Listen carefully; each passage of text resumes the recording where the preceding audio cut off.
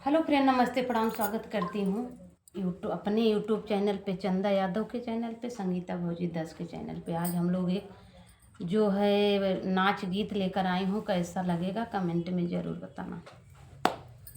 अरे फूलवा बरसई मोरे अंगनवा के बटोरी है ना नदी, फूलवा बरसई मोरे अंगनवा के बटोरी है ना नदी। अरे के बटोरी है ना नदी, के बटोरी है ना नदी, फूलवा बरसई मोरे अंगनवा के बटोरी है ना नदी, फूलवा बरसई मोरे अंगनवा के बटोरी है ना नदी। अरे 4 महीना नदी गरमी के दिनवा, 4 महीना नदी गरमी के दिनवा। अरे गरमी के दिनवा नदी गरमी के दिनवा। के डोलावे ना नदी, के डोलावे ना नदी, तोहरे भैया बिनु बेनियावा के डोलावे ना नदी, तोहरे भैया बिनु बेनियावा के डोलाई है ना नदी, के डोलाई है ना नदी, के डोलाई है ना नदी, तोहरे भैया बिनु बेनियावा के डोलाई है ना नदी।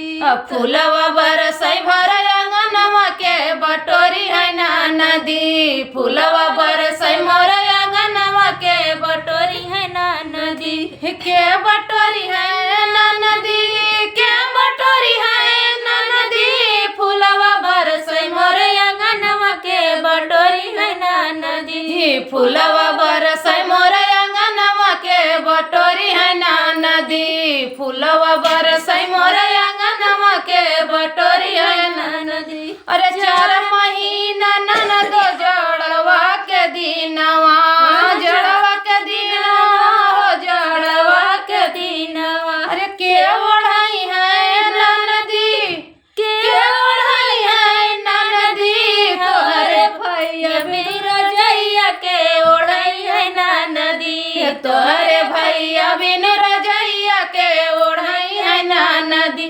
तोहरे भैया बिनु रजैया के ओढ़ाई है ना नदी।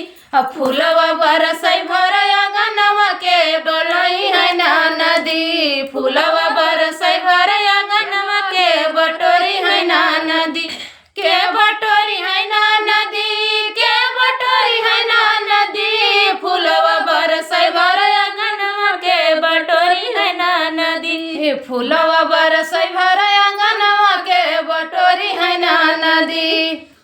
अरे 4 महीना ननद बरखा के दिनवा, बरखा के दिनवा ननद बरखा के दिनवा, 4 महीना ननद बरखा के दिनवा, बरखा के दिनवा ननद बरखा के दिनवा।